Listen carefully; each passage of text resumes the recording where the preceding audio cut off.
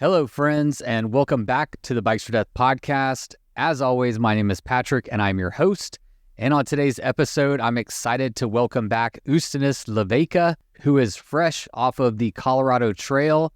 You'll remember that Justinas was recently on the podcast after coming in first place at Tour Divide and setting a new FKT, beating out the long-standing time held by legendary Mike Hall.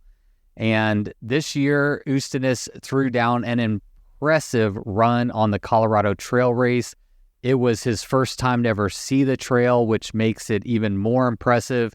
He finished in 4 days, 7 hours, and 17 minutes, coming in over 8 hours before the next rider.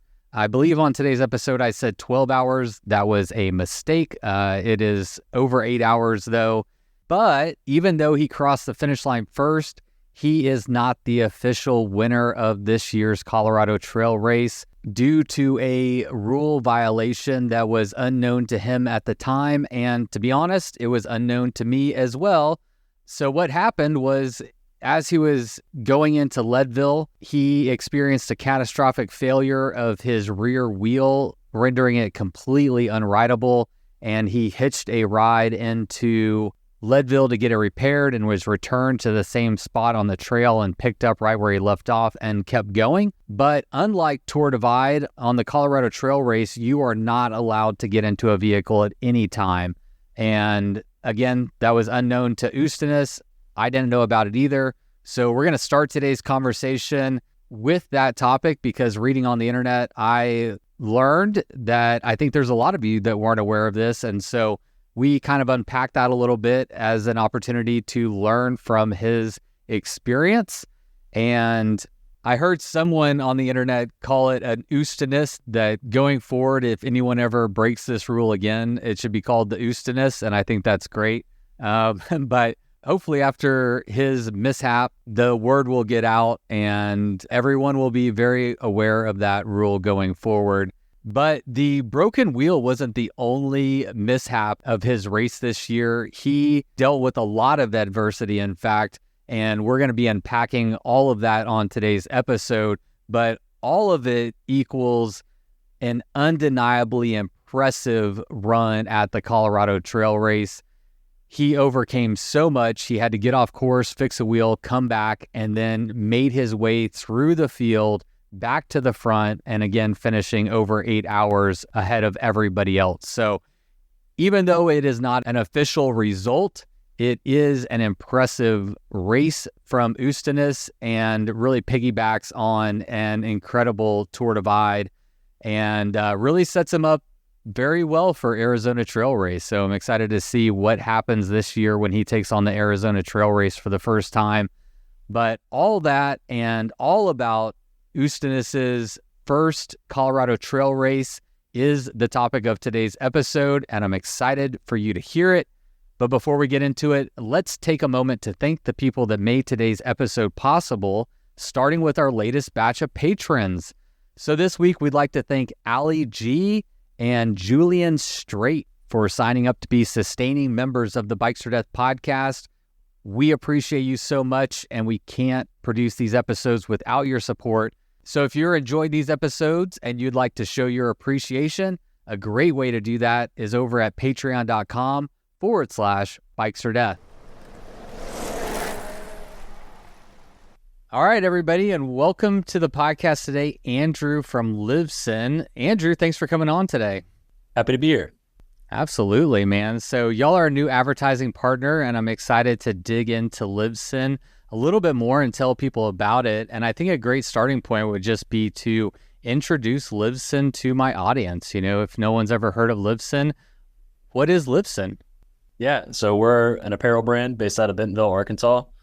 Our ethos is to build very durable, very versatile, and very sustainable clothing that you can use in more than one part of your life. So the same pants or shirt or shorts for riding to work and commuting as you would for hiking, as you would for the beer after work and going home. Very cool, man. Well, one thing I'm curious about is like, why did you decide to start Livesen? Like, I love the products, I love the idea behind it, and I'm curious, like, what made you want to start this company? Yeah, it's It's kind of a long story that I'll try to make short, and it's a personal story, as I think most businesses are. When I was born with a disability, severe club feet that had my feet actually inverted, and that means I had to have surgeries from 0 to 12 years old, 8 of them. And when I wasn't casted and held down, I was all about doing as much as I could. Yeah, I didn't think about that at the time. I was just riding my bike and running around, trying to play sports and all that kind of stuff when I wasn't in the hospital. But it left this long-standing desire to do things, to be outside, to be active, to have experiences. And I kept that all through, adolescence and growing up. And then in college, I took the wrong turn. I ended up getting into drugs and getting into legal trouble. I robbed a liquor store, actually, and very nearly ended my life, both figuratively and literally. And after that experience, and after being given a second chance and serving my time, I got out and realized there was much more to life than just the things that you can own. It's led to this concept of owning less and then living more, which has been our brand tagline for a long time, to maximize for experiences instead of more stuff. And that didn't lead to extreme minimalism or the rejection of things. It actually led to a greater appreciation for the things that I do own. And looking through the lens of belongings, and especially at clothing, of valuing those pieces for what they are, for the experiences they can bring, for the quality of those things, and also knowing that everything that you own takes some energy to manage and keep. And so I went through this process of simplifying all of my wardrobe, simplifying the gear I had in my gear closet. You can probably understand, bags and packs and panniers and bikes and all that kind of stuff. And going to the point where I was down to a core collection of belongings that I was very happy to own that served more than one purpose. And that led to some gaps in my wardrobe. So when that happened, I started, I had a background. This is an important part of the story. I was working for another apparel company and learning the back end of how that all worked, and had some experience and had just enough knowledge and just enough ignorance, right, to say, I'm going to do this on my own, and set out to design a collection of clothing that was built on these principles of quality and durability and versatility, so that our customers could own less and spend more time living. And I started with Kickstarter in 2018 for our pair of pants, the Flex Canvas pants, and has since grown to a full collection of head-to-toe apparel, all built on this set of principles and values that I've alluded to, and even more, to make sure that when we put something out in the world, that it has a right to exist, and that our customers feel encouraged to support that, to manage it, to keep it for a long time, use it for a long time. And for our part, we also do things like a repair program and a full warranty to help people do that. Wow, that's amazing. First of all, I really identify and connect with your ethos, and it's one of the reasons I'm excited to be working with y'all. And I really appreciate you sharing the personal side of your journey behind Livesen. That's why I like doing these mini pods, so we can dig in a little bit more to the people behind the brands, And we're going to be talking a lot with you over the course of the next few months and learning more about Livesen. But for now, for people who want to learn more about Livesen, you can go to livesen.com. And if you'd like to save 10% on your order, I've got a coupon code in the show notes, so make sure to check that out. And thanks for coming on the podcast, Andrew. Yeah, no problem. Enjoying it. All right. See you next time. All right. Ching, ching, ching, ching, ching. The bills have been paid, and now it is time to get to my chat with Justinas. But first, let's have my friend Miles Arbor kick it off with the Bikes for Death theme song. You load up your bike, you ride away from home. You could be with your friends or you could be alone. You ride for a day or maybe more. You just love being in the great outdoors. Everything you need is strapped to your bars, including that new pillow you got from Santa Claus. And then you think, oh shit, to yourself. You left that super lightweight tent on the living room shelf. Bikes or death. Bikes or death. Podcast. Hello. Finally, something's going right for you. Ha ha ha. Oh man, how you doing? Good. Having quite a long layover in Iceland. So very happy to chat with you because I'm a bit bored. So this might be a long one because I don't have anywhere to go. So unless my phone dies, we have plenty of time, man. All right. When does your flight depart? In like 4 hours. Oh, shit. Wow. Yeah. Yeah. How long is your I'll be layover? like 14 or 15 hours. All right. That's a long one. I'm a cheap ass, you know. I could have had a quicker one, but nah. I'll save every penny now for Arizona. Oh, sneak peek! You're coming back to Arizona. Of course, man. Now I'm more than ever motivated. Why more than ever? I have something to prove now. and I promise to myself and all the others that I'm gonna read the rules, read the facts, read everything. I'll read the small letters, everything. I will get all the permits. I already know about the permits that I have to sort out before I get a. Yeah, well, I don't think you have anything to prove. I think you, I guess the only thing that you have to prove is that you read all the rules and all the small print and the FAQ. But whenever it comes to racing your bike, I don't think there's anything left to prove. I think you showed up on the course and put any questions about that to bed.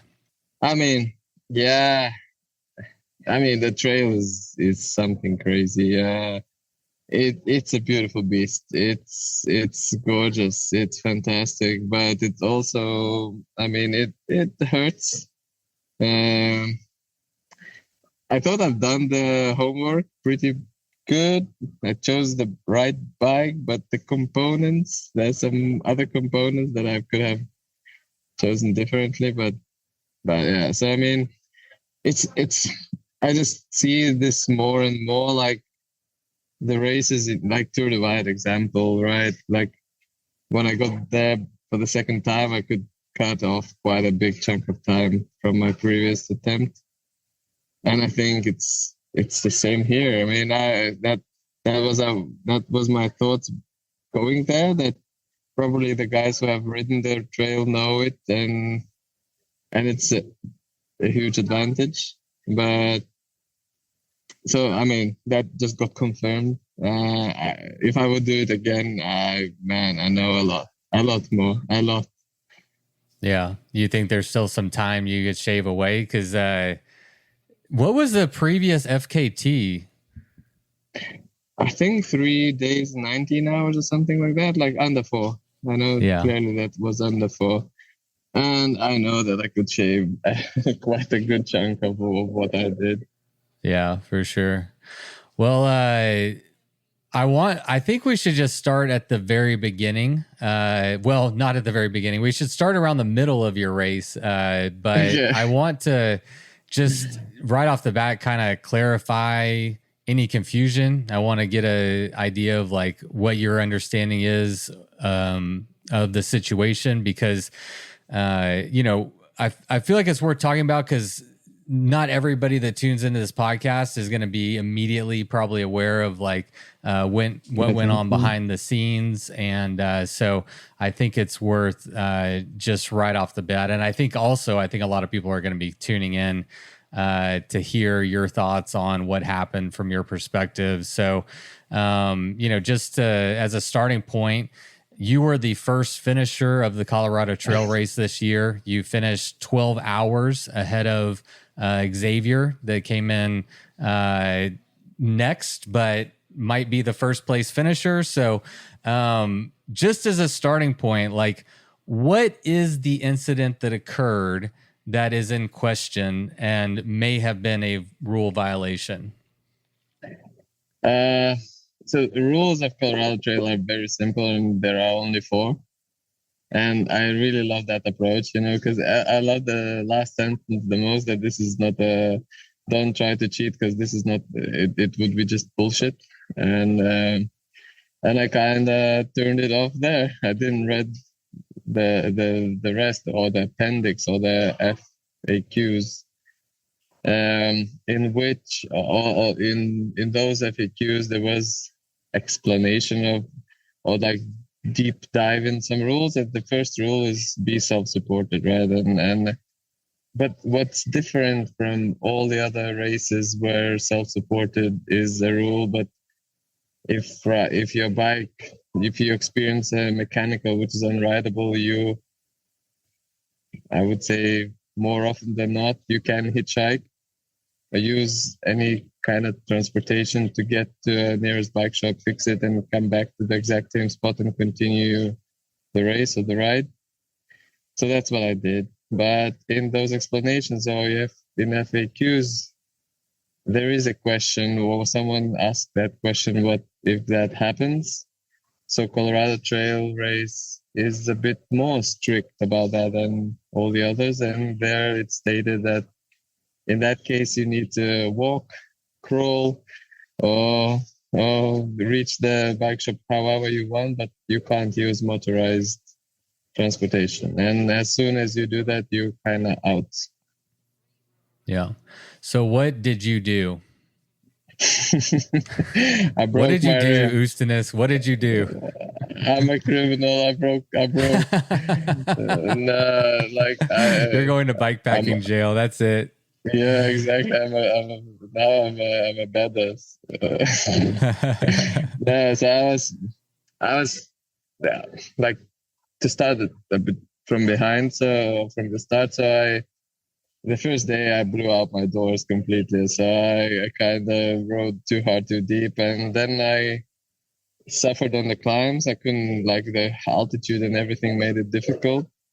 But I would have lots of fun descending. So the second day, I was descending from Kokomo Pass down towards Leadville. And there's like this section with lots of like double track, but lots of stones. And I was there quite early in the morning, and I was not alone on the trail. And there was a hiker, and the hiker had AirPods, and he was enjoying his hike. I was shouting from behind, blistering, making all sorts of noises, but he couldn't hear me. And I had to leave the nice smooth line and get into the proper rock garden. And there I hit the rock pretty badly with both wheels, but the rear one didn't survive. And first, I mean, the sealant didn't help. I had a liner, but that didn't stop that either from kind of cracking the rim. So I put in the tube, and that worked. And the problem was that kind of spokes got loose. Some of the spokes got loose, so the wheel got out of trim. I was still able to ride it, and I reached the trailhead, like the Tennessee Pass. And from there, you kind of follow the trail. And I was like, should I? So now it's very easy to be smart, after things happen. So I should probably have taken the road down to Leadville, and that would have saved the wheel. I mean, because it wouldn't have got more impact, and I would have reached Leadville on my own power and could have rode back to where I left the trail. But I chose to ride the trail, as I thought maybe I'll be able to nurse the wheel. But like a couple of miles or 3 miles, I don't know, I haven't checked on Strava yet, like detailed. The rear wheel exploded, like the tube that was in,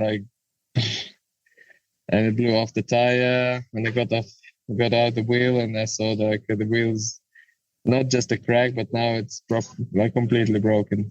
Yeah.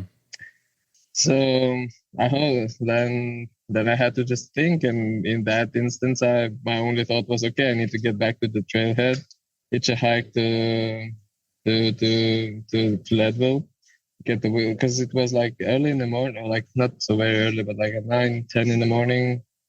So I knew that there are bike shops in Leadville, and I could get it fixed. That's what I did. Like I have hidden my bike in bushes, took only the rear wheel out with me because I needed to reuse the cassette and the disc rotor, a brake disc rotor. And I walked back to the trailhead, got the car. Like the car stopped and gave me a ride to Leadville. Got a new wheel, and I got back then I walked across the Leadville to the intersection. Got the new car back to back to the trailhead. Walked back to the bike. Found the bike still there in the bushes. Nobody touched it. Put the wheel back in, and continued racing from there on, but not knowing that I've done something wrong. Yeah. When you, after your initial impact with the wheel and it kind of fucked it up, but you were able to keep riding, at that point, were you riding further and further away from Leadville, or were you still kind of going towards Leadville? Towards Leadville, yeah. It happened before Leadville, yeah. So I was, so that's why I was like, so now I would have probably taken, like if the situation would have happened now, so I probably would have taken road. Because from Tennessee Pass, there's a road section, and we joined kind of the same road later on with the trail as well. Okay. So how far away from Leadville were you? I think someone looked at it, and it was like 10 miles or something like that. So it would have taken me some time to walk, and I would have needed to say no thank you to many cars that would have probably stopped and asked, like, what are you doing here on this road? Yeah. So what's interesting about this whole thing is I have not personally seen, and it might be out there, and I'm wanting to get your personal insight, but I don't know who actually won the Colorado Trail Race this year. Bikepacking.com is the only place where I've seen that they've announced him as the winner. But in their article, it says that it mentions you and your scenario. And the quote on their website says, ultimately, the race director will have the final say in this matter. But that's what we know at the moment.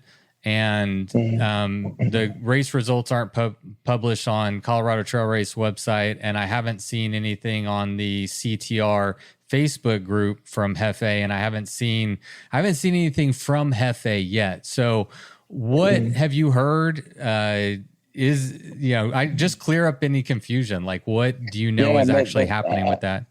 I haven't gotten any official results either. I think, so as you said, there's just like bikepacking.com that kind of were first out, and I was there to meet Xavier when he finished. When I finished, there was no one. Like there were my trail angels, as they call them, and there was a guy taking pictures, but he had nothing to do with bikepacking.com. But when Xavier finished, there was a lady, I don't remember her name, but she was there and took pictures, and there were quite a few people meeting and greeting Xavier. But no one came to greet you? No, because I'm a criminal, I would have come to greet you. From what I've seen, that would be nice. Yeah, dude, that's unfortunate.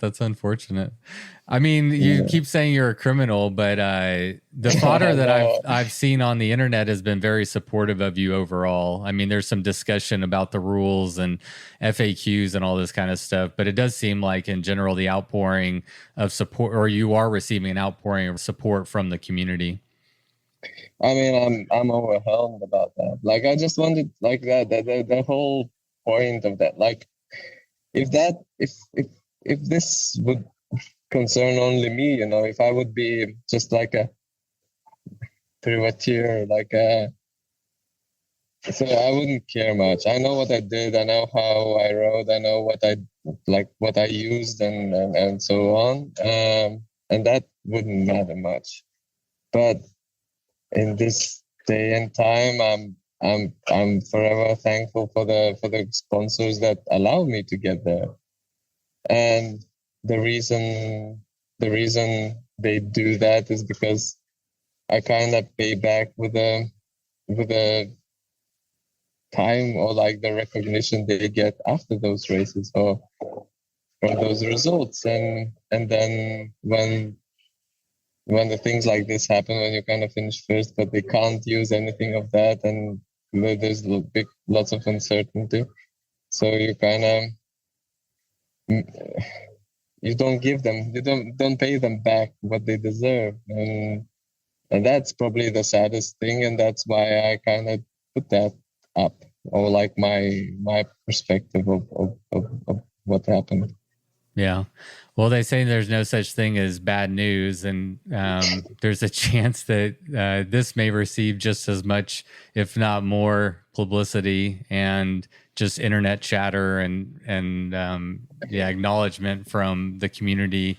Who's to say which one would have got more? But it's certainly blowing up my personal feed on Instagram and Facebook. I'm seeing quite a lot during the race. There was a lot of discussion going on, and it seems to be ongoing afterwards. But so as far as like you genuinely don't know, you haven't heard from Hefe, you don't know what. We talked briefly, or like we exchanged some emails, and I kind of explained to him what happened and how it happened, and I understand his point as well. I mean, because that's written there. I mean, it is not in the rule. It is in FAQs. But yeah, so we kind of agreed to disagree.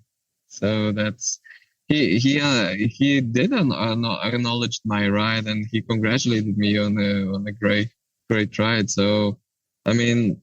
And the work he does, it's amazing. I have nothing personal against him. And I think to do such a thing, to organize such a race is incredible in its own. Yeah. So, I think that's important to keep in perspective. I mean, these are free races that are run by volunteers, and Hefe, I've had him on the podcast. He seems like a great guy, and certainly not trying to throw any shade in his direction. But, as these things happen, I think it's worth discussing. And you've been riding your bike, and again, there's been a lot of talk on the internet, and I haven't been able to get a clear understanding of what the actual ruling was. I haven't seen Hefe weigh in. It sounds like to you that he's weighed in as disqualifying your did you finish the Colorado Trail? Were you disqualified? Do you have a time with an asterisk? Like, do you have any idea of how that's going to be recorded?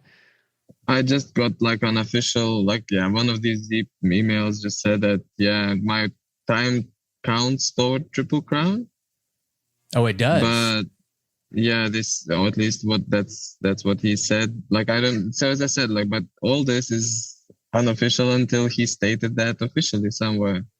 Yeah. So he might also change his mind. I don't know. But that's what he said to begin with. Yeah. Okay. Well, that's because I don't know. Well, okay. I mean, that's one of my next questions is, how does this, and we haven't really talked about it yet, but, for the record, you won Tour Divide this year. And I'm going to dig deeper into this, but at some point you decided to, I guess, just go for the Triple Crown this year, which is Tour Divide, CTR, and AZT. But one of my questions is, how does this potentially impact your overall time for a qualifying Triple Crown? Because do the Triple Crown rules match the CTR and AZT rules, or does the Triple Crown rule say you can, you can hitch a ride, and as long as you do 100% of the route, the actual route under your own power, hike, crawl, walk, bleed, whatever you need to do, does it still qualify? So what do you know about that, if anything?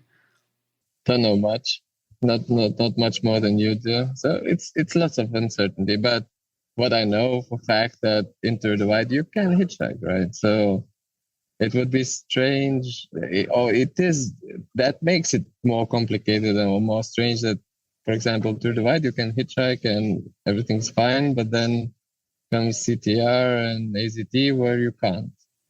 Yeah. Yeah, it is weird. There's ambiguity or just differences in the rules, and I think that makes it a little bit confusing, especially when you're trying to do like a triple crown attempt, where it would seem like you would want a unified set of rules.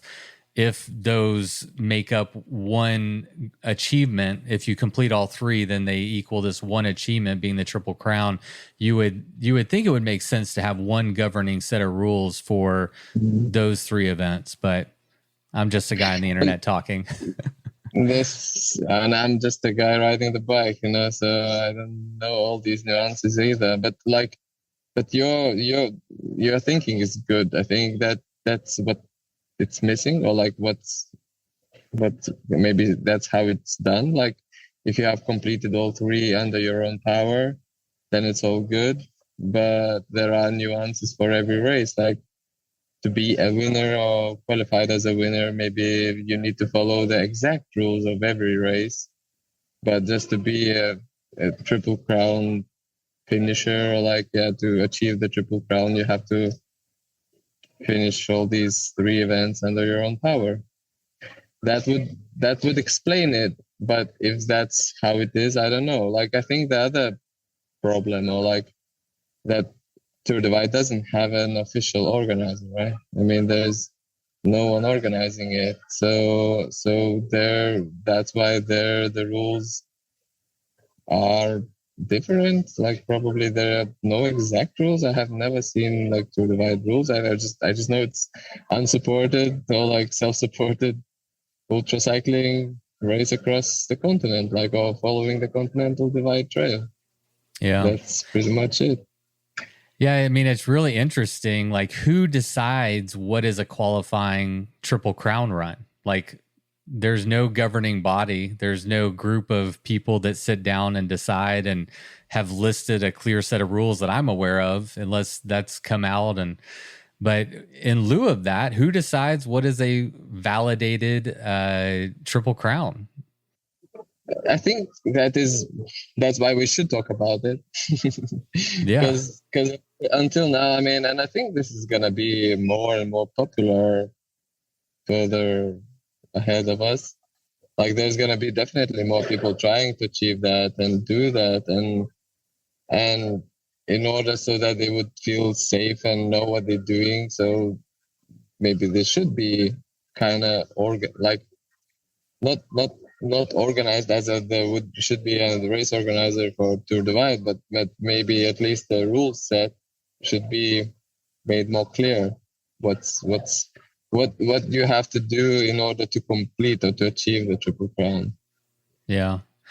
I think that's one of the things that, I mean, as I've hosted this show, is a conversation that comes up periodically, and it's always surrounding one of these larger races, Tour Divide, Colorado Trail, or AZT, and they are getting more popular, and we're finding kind of chinks in the armor of these races. And I think the thing that makes the most sense for the race directors and the riders is just to clear up any confusion. I don't know the best way to go about doing that, but it would make sense to just have a set of rules that's agreed upon and that are understood by the community at large, and I don't necessarily want to see a major governing body come in and bastardize the sport. I think that's the thing everybody's scared of, me included, is like seeing a UCI come in, and we're way, way, way far away in any UCI conversation, but just in general, like some kind of organization coming in and like capitalizing, monetizing, bastardizing this beautiful sport. But it's just, whenever you keep hearing issues, not just you, but other racers have been kind of victim to rules and misunderstandings. You just want to give everybody a fair playing field. That's what it comes down to at the end. And I think us as a community will be better served, and the race directors and the riders will all be better served with just like a really clear understanding of what all the rules are. I mean, even with the like Triple Crown, like who's running that show? Who gets to decide? I don't think anybody knows, I think it's just, I don't know. Yeah. I don't know, man. And one part was the comments, right, under the post, but not everybody wrote the comments, and a lot of people reached out on the DMs to me. And one guy actually had a good point, or a point, when he just said like, and that what he had a thought about working on for a while, and it's just like universal bikepacking rules, like just to have a set of rules that every organizer could use as a starting point. And if the race is like Colorado, I mean, I agree totally that not all the races should follow absolutely the same rules, but if they have rules that are different from other races, they should be stated in the rules. Yeah. And that what could make these confusions a bit less often. If those are like, there would be universal rules for all the races, and every organizer then would add the one that is just for their own race. Right. Yeah. So you would essentially like I'm a race director. I could ultimately like copy and paste those rules and then add on as needed or as I felt appropriate for like my events. Exactly. Yeah. And if motorized transportation is not allowed, you just add that rule, and then that's clear. Like it's written down there, and you see it, and as a participant, you agree to that, and that's it. Yeah. So you as a racer, and I mean a very prominent and successful racer, like what would you like to see happen, not just with the CTR, but just in regards to this conversation at large? What do you think is a good solution, a good path forward to help clarify or clear up any confusion in the future? So one of the reasons as well, like for the post, for my statement, was just I wish that more people, like, because now I have some followers, I have some I can spread some word. So I just wanted to make it clear for the others that also wouldn't get into the same kind of trap. And that's what I wished for Hefe as well. I wanted just like, okay, this happened, but we can like, it definitely can be done better and can be fixed for the future races. Like like, as I've been told many times now that, yeah, this is an old rule and this everybody knows it, but I don't know that. I'm not sure about that, because I talked to quite a few riders after I finished, and very few knew about that. And if they would have happened to have a mechanical, most of them would also have hitchhiked. I mean, it depends where you are. I mean, if that would happen in a different time of the day, let's say at night, right? What are the chances that I would have got a ride? None. Yeah. Like, I would have needed to walk anyway. Then I would have needed to walk, but now I knew the time of the day is different, and I knew that the cars are passing, so I just used that. But it also could have happened somewhere between Buena Vista and Silverton. that part of the trail is a bit of a good luck, mate. If you're gonna catch a car there, you've done something good. I mean, there's not many cars passing in those trails. Yeah. Yeah, it's really interesting, man. It's really I mean, and to piggyback on what you said again, I'm not a big racer. I follow racing. It's my favorite sport to watch. But I'm not a racer. I do a couple races every once in a while just for fun. But I had no idea that was a rule. Like whenever I was following along the race and somebody mentioned you getting a ride to go fix your wheel, my first thought was, who cares? Justinas is going to leave the trail.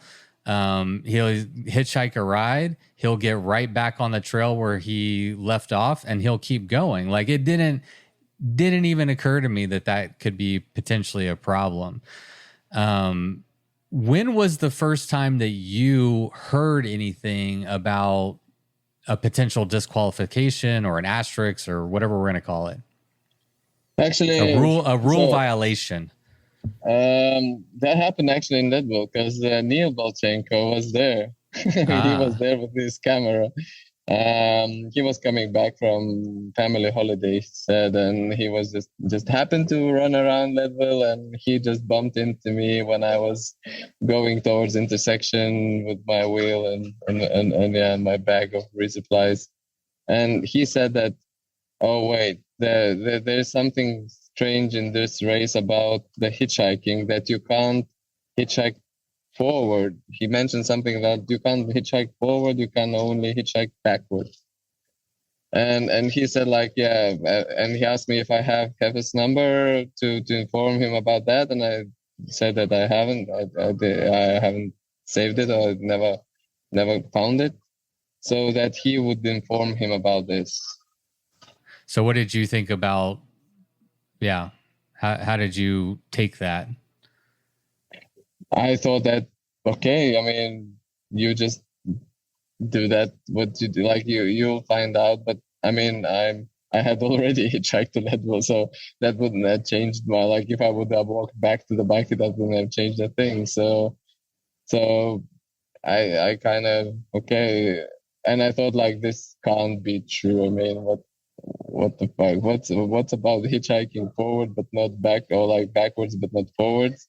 So I thought like, that must be strange. That sounded strange to me. Yeah. So did you just kind of put it out of your mind and keep your head down I, and I forgot it. Like, I was too busy figuring out like how I'm gonna get back there, and by that time I thought like the front of the race is forgotten. Like, dude, never. I mean, I thought that I'll never get back up there, and this will never make any sense. Like, I just wanted to see the rest of the trail, because that would be a pity to pull out just like in half, not even halfway, like a couple of 100 miles in. That wouldn't have changed my like what like how I did it anyway. Like, I wanted to finish the race, and I'm pretty proud that I have done it, like with all the circumstances, and that I didn't give up, because I could have reached that will and just like, okay, not my race, not my day. And then, because from Leadville back to Denver, that would be an easy ride back home. Now from Durango back to Denver, that was a bit more challenging. Did you ever think about just stopping it there? Was that ever a thought in your mind? It was so first, like, I smashed the rim, the wheel, and I put the tube in, and I saw that it's not going well. Or like, when I was, because that was a low moment in my race in general, like that morning, because as I said, like, the first day was way too hard, way harder than I expected, or like we opened a bit too hard, and altitude and everything did that I kind of couldn't eat and drink properly, or I wasn't feeling like that, and the price, the paycheck came for that, and it was bigger than I had, so I had to sleep quite a few times that night just to kind of try to recover and regenerate the power back in my legs. And to be fair, like, to be honest, like, the first day I was almost praying for the mechanical, so that it would stop and I wouldn't need to say that, oh, I just wasn't feeling good and stuff. I mean, it's way easier to blame it on the mechanical than your kind of physical ability. So, but that morning, I mean, after I've slept, I finally started to feel hungry, could eat, could drink, and felt like riding, and was about to start pushing again. And I was really looking to Leadville just to resupply and just leave the first day behind me and concentrate on what's to come, because there was still some trail left ahead of us. Like, there was still 3 days. Yeah. How far is Leadville into the race, actually? It's 100. No, Copper is 160 miles. So Leadville must be like 200, around 200. Okay. How long did you spend Do you have any idea, like from the time you started hiking back, you ditched your bike in the bush, you start hiking back to the time you got back to your bike? Do you know how much time you spent? I haven't checked it. How much time like did you spend exactly. breaking the rules?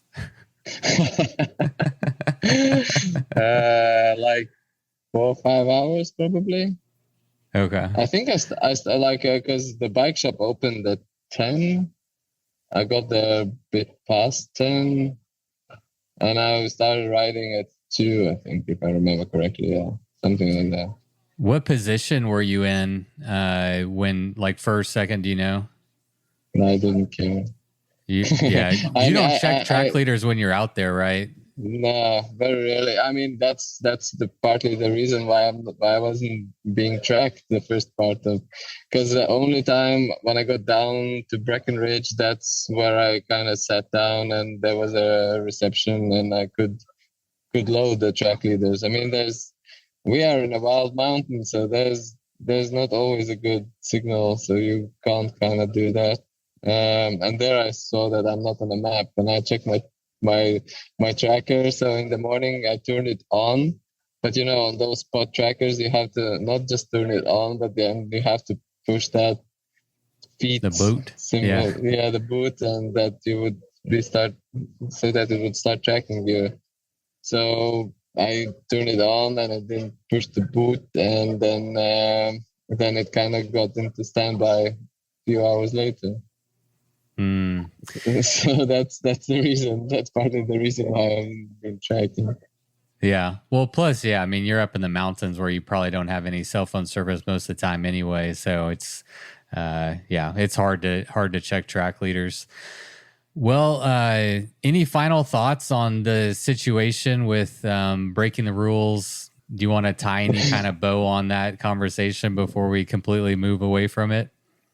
Nah, it's like I told you, like I'm fine with it. Like I would just love to have it clear for the future at least. And yeah, I would love to hear the official results and what's what now. Like I mean, that wouldn't change my outcome. I would still go and do Arizona anyway. I would now I'm hooked on this, and I'm gonna do it not just for myself, but for everyone who supported me in those messages and telling that we know what you did and everything's fine. So I would do that for them and for everyone else, just to put a good race and see how's Arizona looking like, because that looks hot. Did you say hot or hard or both? I think both, yeah. Yeah, I think both.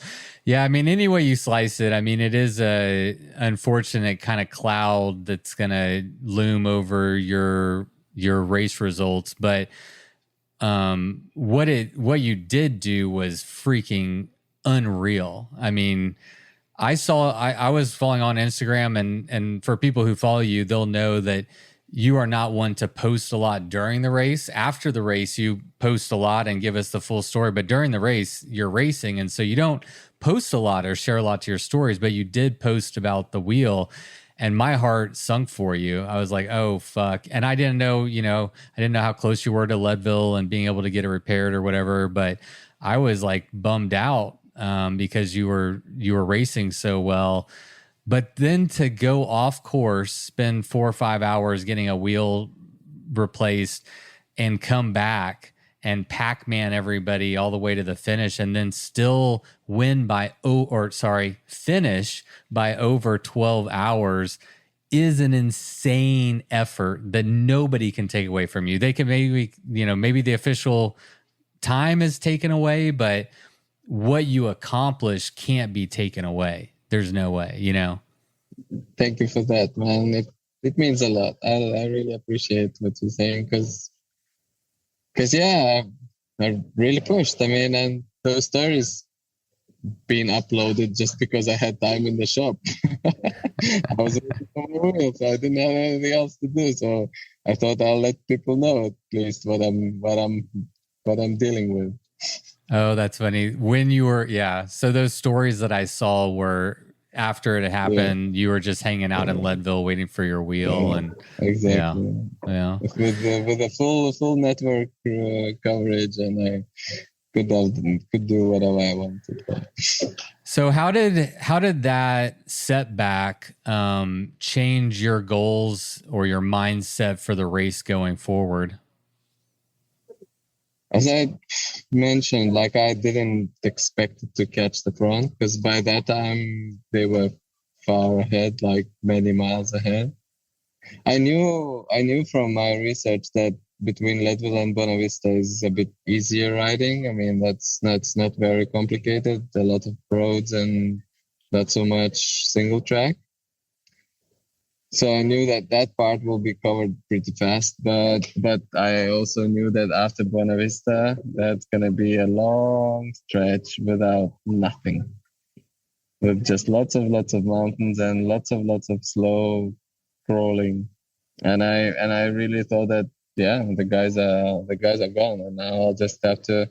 But as I told you, like the trail is magical. Like I loved it so far, so I just wanted to get a full picture of it and see what's out there. And that Pac-Man mode, I love how Safian enables it during his races. Yeah. So I just got carried away with that.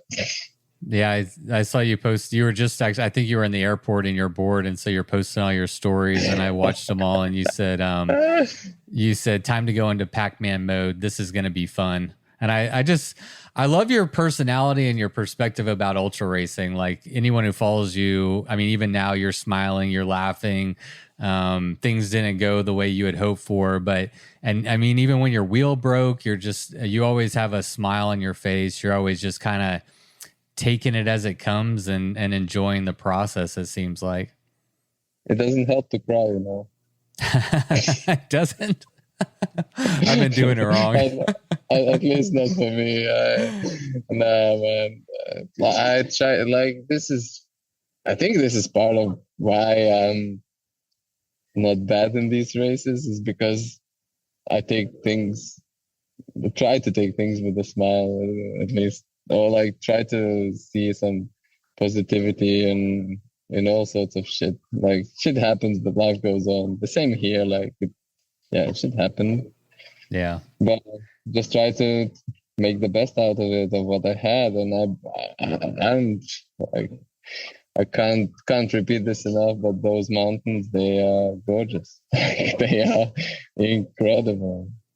Yeah, I love to see it. I really appreciate the way your approach to bike pack racing, and probably it extends to your life too. I think I can at least get caught up in the minutia and the shit that goes wrong and let it get me down. And it's something I struggle with, is maintaining that positive mental attitude. And I think it's easy to say, but especially when you're sleep deprived, you're having mechanicals, and you're doing something very, very, very physically, mentally challenging. It's easy to say, but hard to do. And you do it quite well. And I think that should be commended. Thank you. Thank you. Of course. It's nice when it's noticed. It's I never thought about it as something different, but yeah, when people notice, it's very cool. Yeah, it's just who you are. So when did you decide that you were going to take on the Triple Crown? Because we spoke after Tour Divide, and you didn't mention it to me in that conversation. So I don't know if that was a secret you were keeping, or if you went home. Because you went for people who don't know, you went straight from Tour Divide. You flew back to Norway, and you were immediately in race director mode, putting on your own race, the Bright Midnight. Just days after Tour Divide. Yeah, he's got the hat on for anyone who's not watching. So you were busy. I was very busy, and maybe I can blame that why I haven't read all the rules, because then I got I kind of, because the sign up for the race was also just like a month before, right? So I think on 12th or 11th of July, the sign up opened. And my race, or like Bright Midnight, started on 14th of July. So that was kind of when all the riders were arriving and everything. So I just kind of rushed through. But the decision to do it came, I think after we spoke, like days after. I just checked what's possible with the bike, because I kind of knew that super caliber is not good enough, or like you need a trail bike there. And luckily Trek launched the new Top Fuel, the 4th generation, and that looked like a bike for the deal, like for the trail. And got my hands on it, and it arrived like mid through Bright Midnight. So so I haven't trained before everyone left, and I maybe had like 1.5 week. Yeah, 1.5 weeks of kind of empty house and preparation before I left for Colorado. So it's very spontaneously, but the base was done during Tour de Wide, so I knew in what formal shape I am, and that today also Lorenz put like a story that he was like, I can't fucking believe this. I mean, I haven't recovered after Tour de Wide, and this guy already did another race and fucking won it, or finished it. So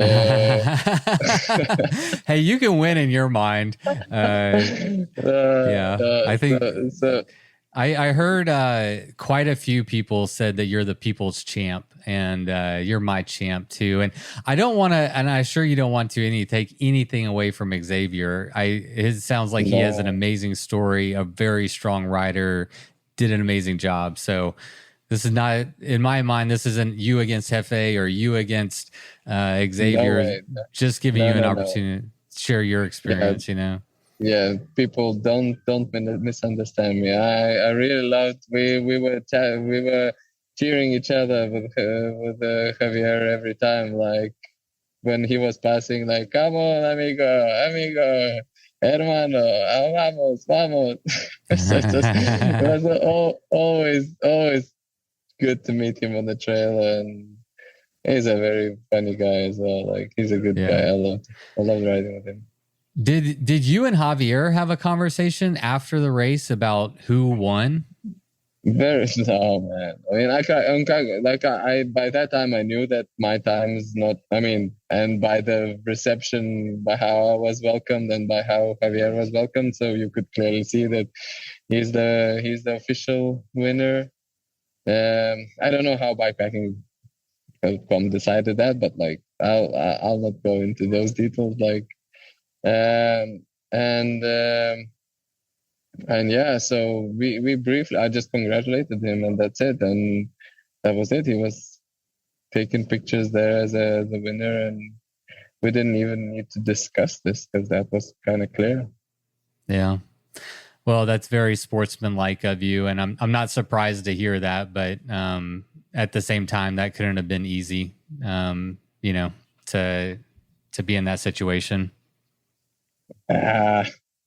I've been in a worse situation, so this is not the worst. Again, you and your endless optimism, I love it. I thought I was an optimistic person, and then I met you and realized I've got some competition in the optimism department.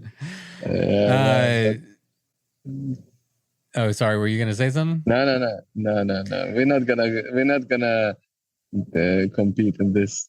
I mean, it helps. It helps in everyday life. Yeah, for sure. Look on the bright side.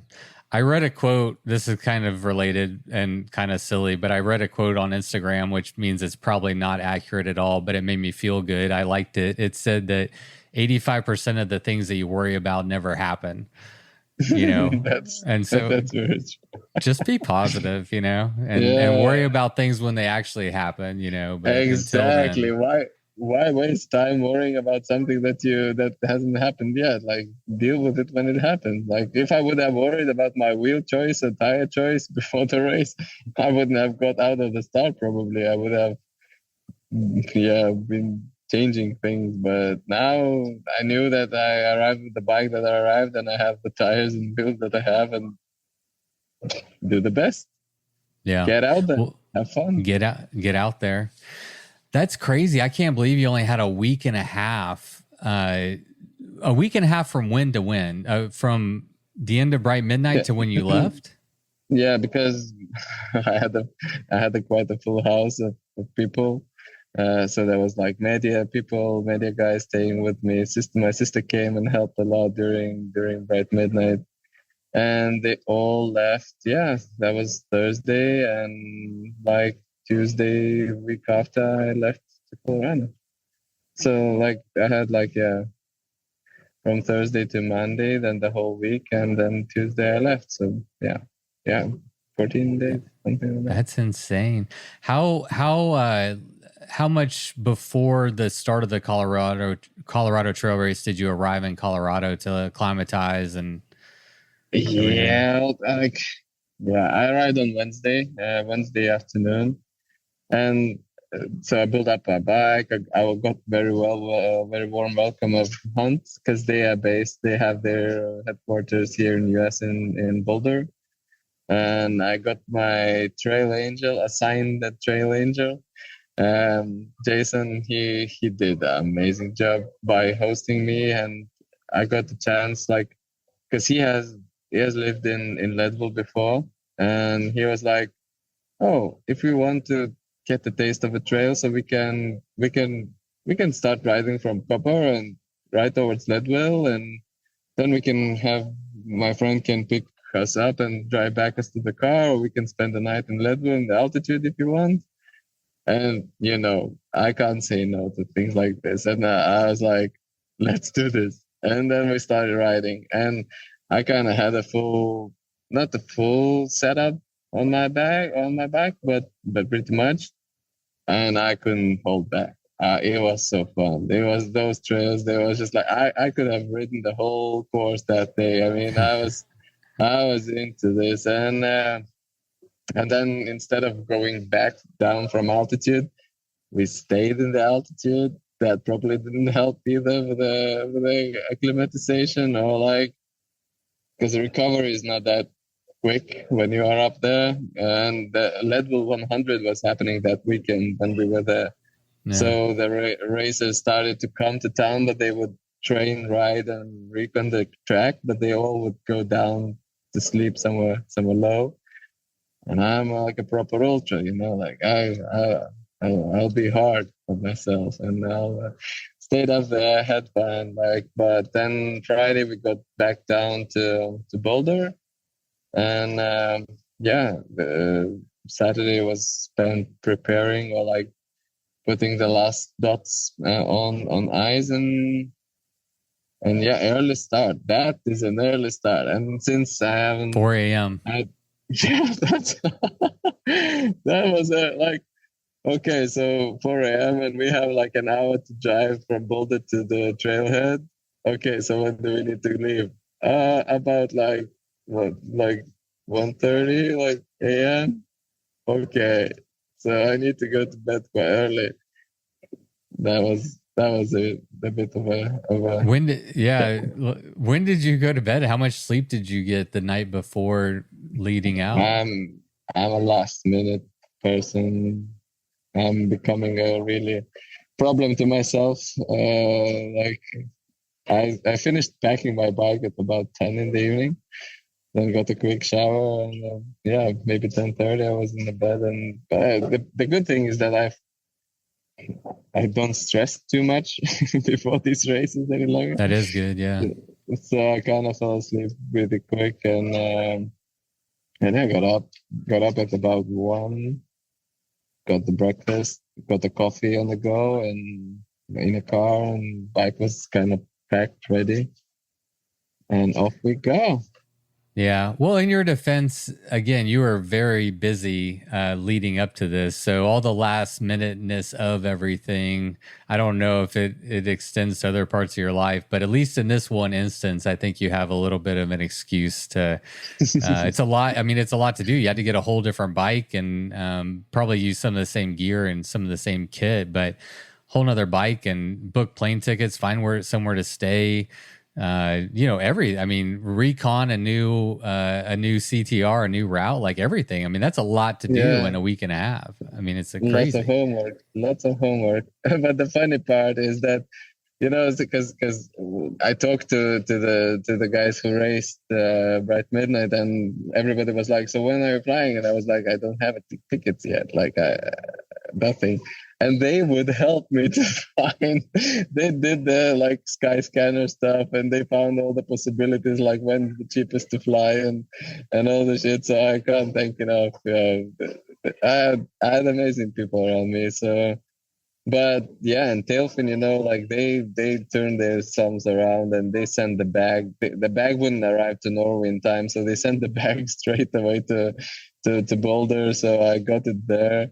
So I kind of didn't knew my last, the final setup of the bike. That's why my bike never made to rigs of Colorado Trail, because until the very last day, I was still playing around with the bag setup. I wasn't sure if I'm gonna use just two bags, like the top two bag and the frame bag and the hydration vest, or should I keep the rack as well? And at the end, I chose more spacious setup, so that I would have plenty of space for the food, as I knew that resupply in Buena Vista is gonna be big.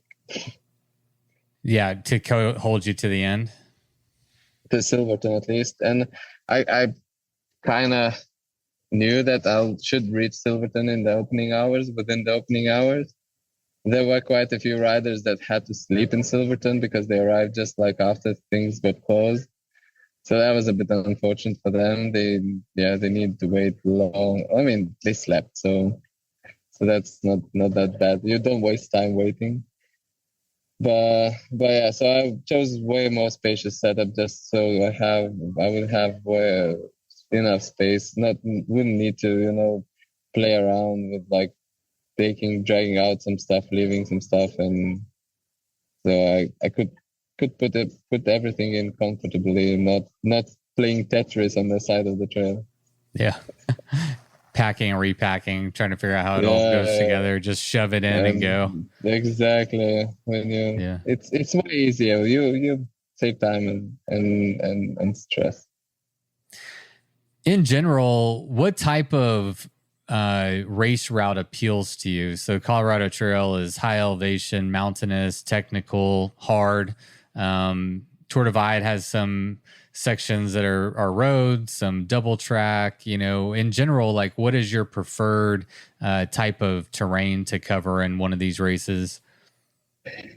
I think that's why my Instagram is just on bikes, because I do ride fat bike, I ride road bikes, gravel bikes, mountain bikes, trail bikes. You just like to ride your bike.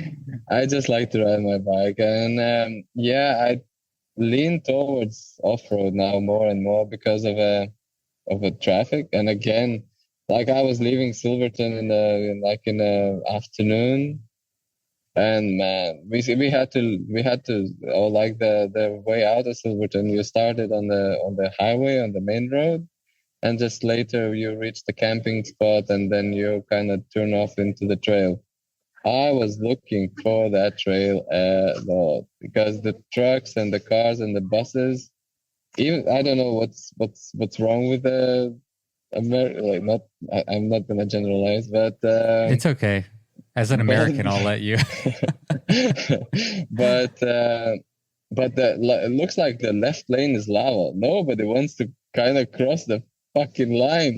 The next lane is totally empty, but they still just ride past you in millimeters, and there's no shoulder in that road. I mean, I was on the line, and I was kind of trying to do what I learned to do here in Norway when the riders are passing you without attention, paying attention.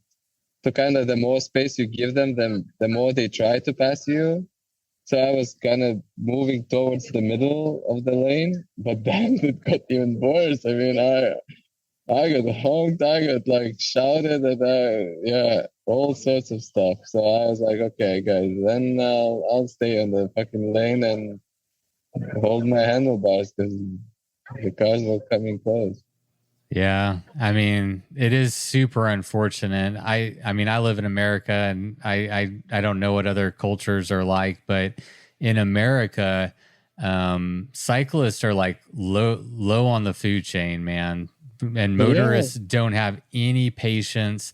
I think your strategy of like riding slightly more on the road is a good one generally because you're going to force them to see you and then to maneuver around you. Because if you're over all the way on the right hand side, they can just buzz past you and leave you hardly any space. But yeah, the American ego and the American motorist ego just doesn't take kindly to cyclists at all. And there's no winning. You know, there's no one right answer. No, no, no. My grandfather used to say, like, you can be the right one, but you'll be in pain. Yeah. Yeah. And that's the thing about being a cyclist is like you're always going to lose that battle. And so exactly. it's a And tough. look at the cars you're driving. Man, those pickups, woo, baby, they are huge. Yeah, not me, but yeah. Yeah, But they're out there. Yeah. But there are some huge cars out there in the roads. How long is that section from out of Silverton to the trail? Because you mentioned this on your Instagram too, that it was pretty rough, that section, just with the cars. I don't know, maybe 6-7 miles only. Uphill. But it's uphill, you know, that makes the difference. Like because you are moving in a relatively slow speed, and the cars then passing in a way higher, and because the road is also, I mean, to driver's defense, the road is not very straight, so you kind of can't see what's behind the corner, and nobody wants to slow down, so they kind of try to squeeze by as soon as they can and without leaving their own line. So I think that's the worst. Yeah. Yeah, that's unfortunate. I wish but it's I wish part of things the game, you know. It is. I mean, I don't think we're changing car culture in America anytime soon, unfortunately. So it's up to racers and riders just to do the best that they can and freaking just cross your fingers. I hate it. The more I do it, the less tolerance I have for being around traffic. And I mean, we saw Jay Peterberry get hit on the Tour Divide, and he's a very experienced, careful, cautious, aware rider. And, you know, it really brings, that issue kind of to the forefront, and the reality that, you know, we're at the bottom of the pecking order whenever we're out there on those roads, and especially in America, it's not okay, but it is the situation. And I do like to mention it because I think it's worth not glossing over as like kind of a community service. Like, people of the community that go and do this stuff need to do so with the full knowledge of the danger of what they're doing.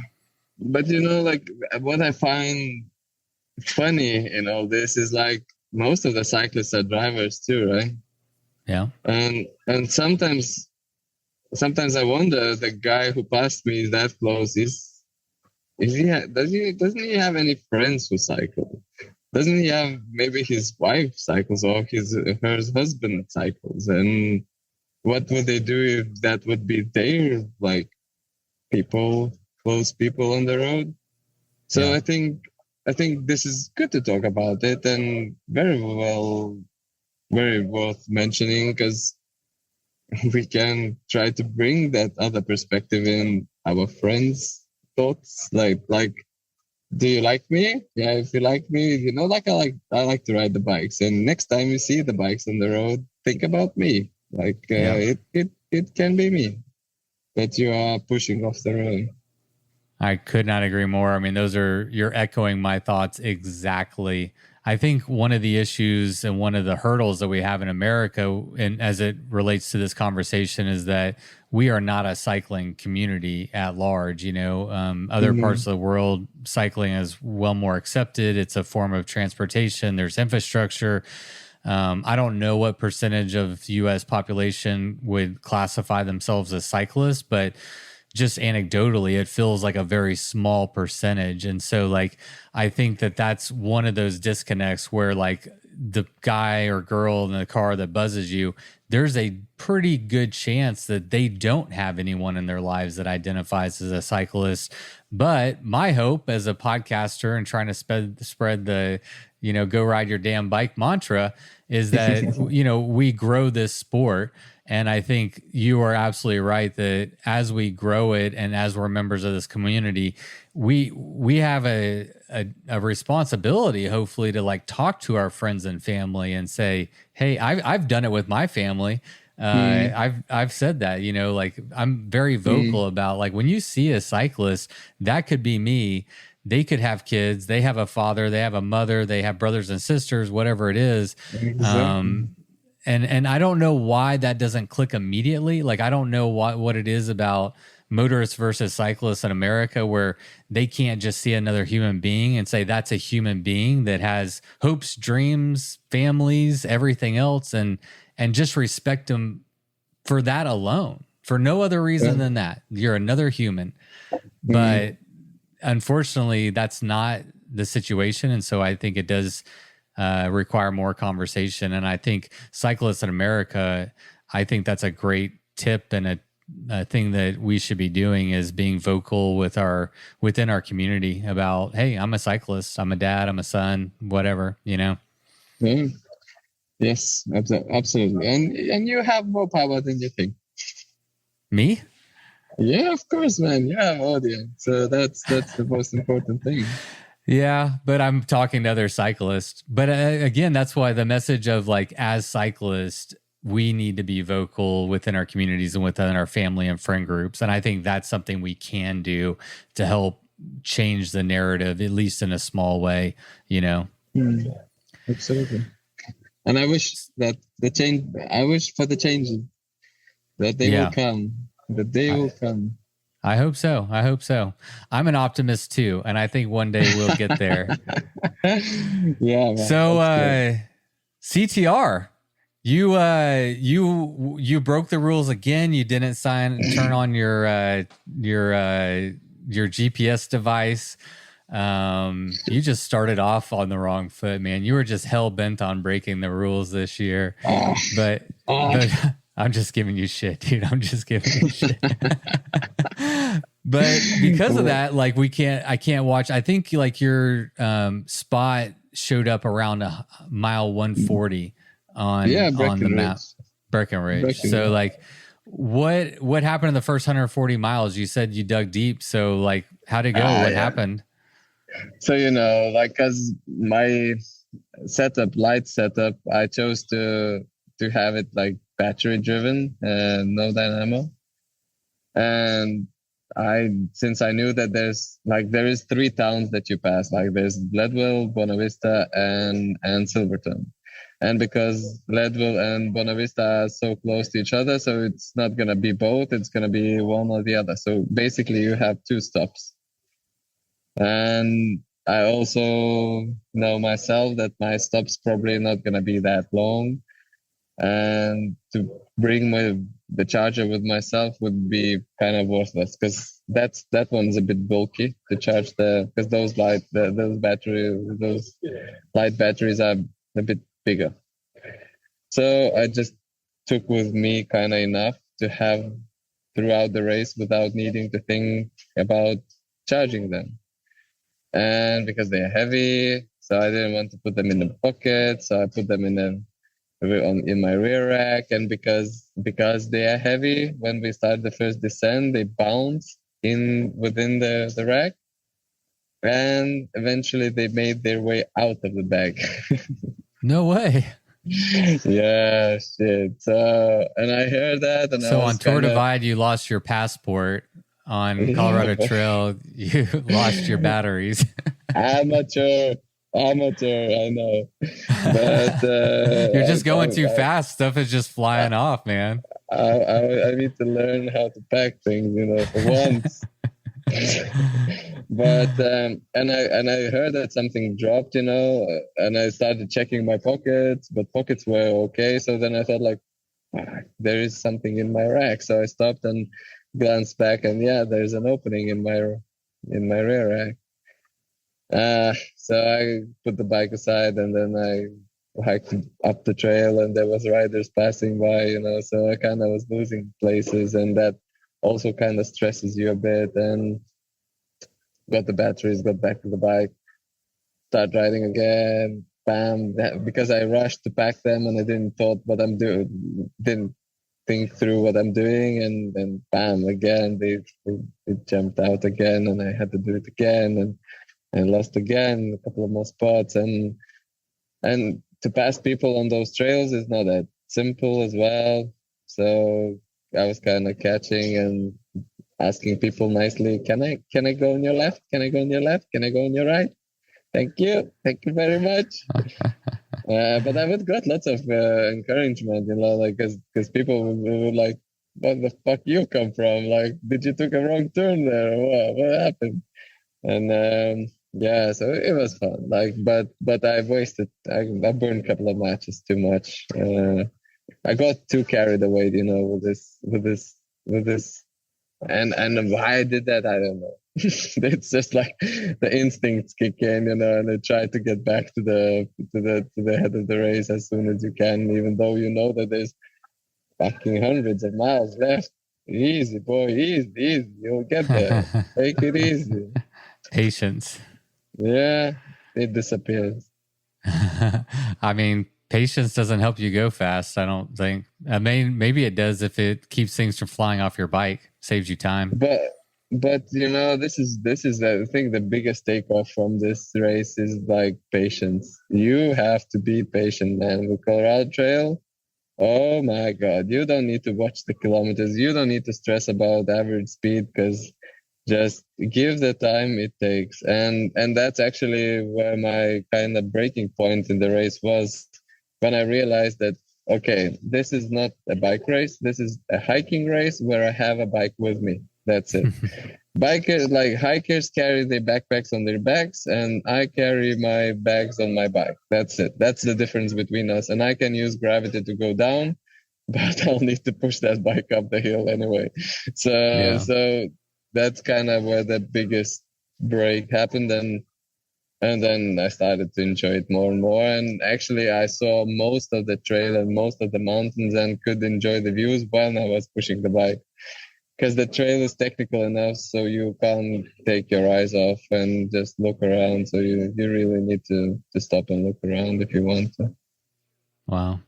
That's crazy. I didn't know about your batteries. So you had your batteries fly out a couple, 2 or 3 different times. You had a broken rim. I saw on Instagram you overslept by 2 hours once on accident. What happened there? I just that was in between Buena Vista and Silverton, and there is this cathedral cabin. Have you heard about that? I've only heard of it. Yeah, but apparently it's like Brush Mountain Lodge. It's like fucking amazing. And I got to that junction. It's a bit off route, so I got down there and I was like, should I or shouldn't I? And I checked how much food and stuff I had with me, and I had still plenty. So I was like, okay, I can probably do the stretch all the way to Silverton. So I didn't turn there, and it was already maybe 9:30 in the evening. And I watched like what's happening in front, and I saw some pit toilets, or like the camp, like the spot. And I was really looking forward to get there and use those and sleep in them, because that's a thing you learn during Tour Divide, and they're a very good shelter. And I got there, and they were under construction. They turned them down, and they were building new ones. So I got, but luckily, because there was a campsite, so there were benches, there were trees, high trees, and under one of those trees there was a dry spot, very nice, cozy, like there was a big pine tree, so there was lots of soft kind of. And I just laid down. I was there like 22:30, and I set my alarm for like 1 hour, because I was in a chasing mode. I was in a Pac-Man mode, and I was looking forward to catch the guys.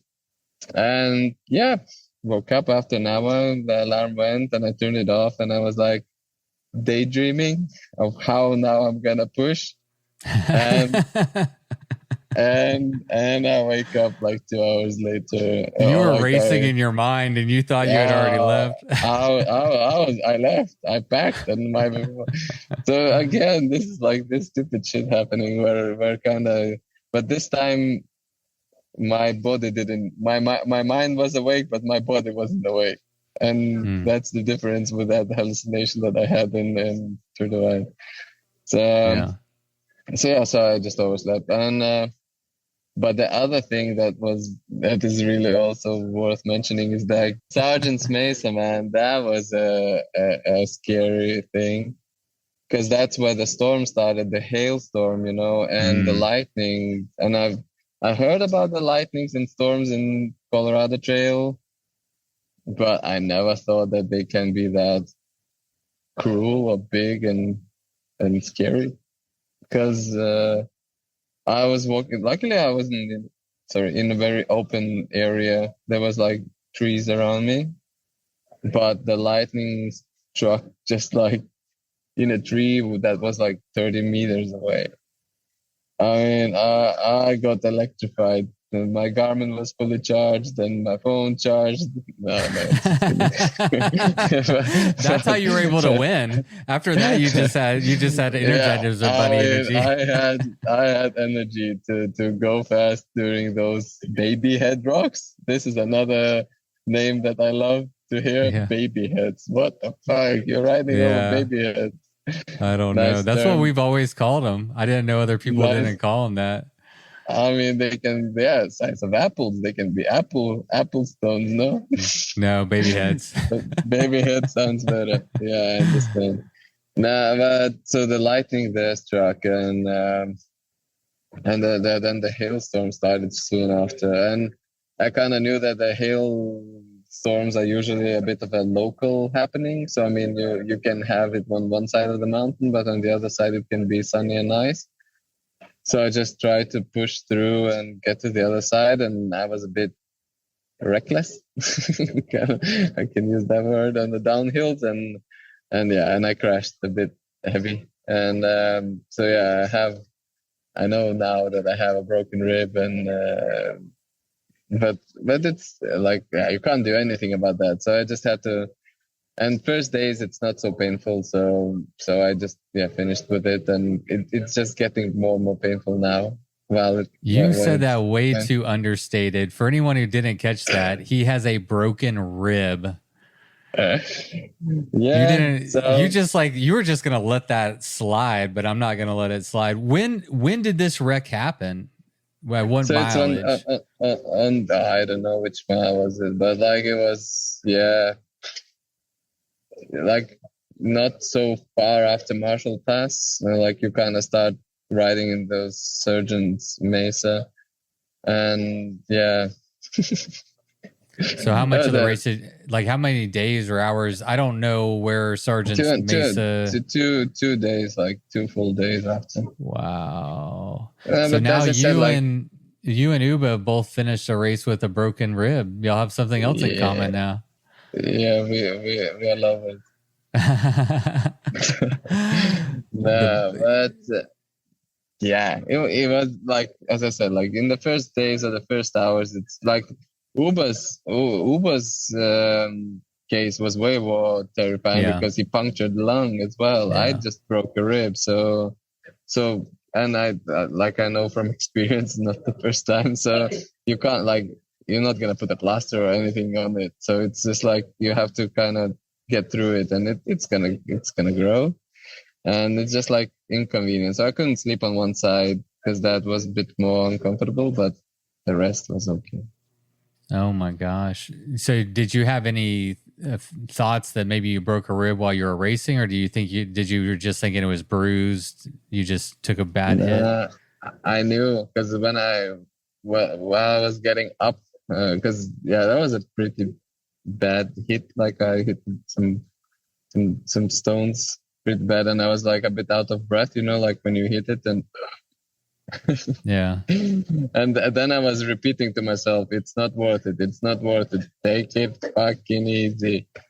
And And did you? I tried to. I After haven't that? crashed after. I haven't crashed after that. No. How many 'Cause I times knew did you that- crash? So did you Four. you crashed when you broke your rib or your rib? You crashed when you broke your wheel. And I crashed when I broke my bibs. Have you seen the hole Oh on my yeah. ass? Yeah, you got that a was nice nice as suntan well. on your ass. Fuck, man, but that's the most painful thing after Colorado Trail, because that part of my body rarely sees the sun, and Right. now it got burned. Oh, you don't moonlight as a nudist, so it's not used to the sun. Not in Norway, at least. Like, that's not a country to be a nudist. Yeah, neither is America.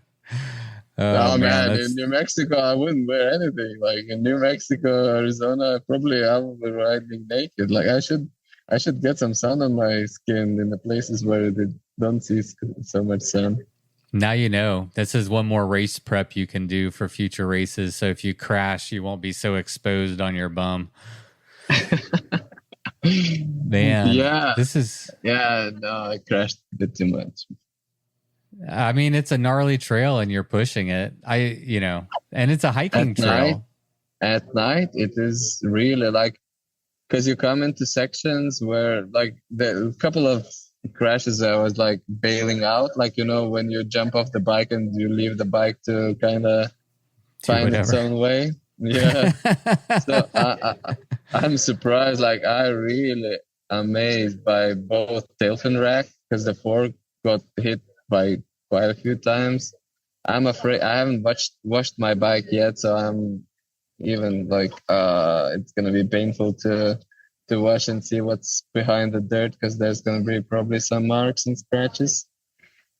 The SRAM, the new SRAM, because I don't know how I would have 2 or 3 or 4 derailleur hangers with me, because like so many rocks that you get, like you hit with a rear derailleur, because you just need to squeeze the tires in between the rocks, and you just hear bam, bam, time after time, and it's like, oh shit. But that thing is just really incredible piece of engineering now, and sits so firmly there, and it just gets like, it recalibrates kind of itself, so you kind of need to spin a couple of times and then back to the smooth shifting again. So that's a game changer for me as well with my type of riding. I probably wouldn't have survived with the old type of the mech. They should just give you bikes to trail test them, or before they go to market. I could kill them. Stress test. Like, that's a torture test. That's the term I'm thinking of. Yeah. That would be my dream job almost. You can win races and torture test bikes. I don't know. They might call you. So, yeah, the other mishap that I wanted to talk about was the one I mentioned that I thought, I know it wasn't funny in the time, but yeah, you went the wrong way. So what happened? What happened there? Last night, right? And I see that I'm not, like, if I would have pushed through, wouldn't have overslept and stuff. So I probably would have gotten under 4 days.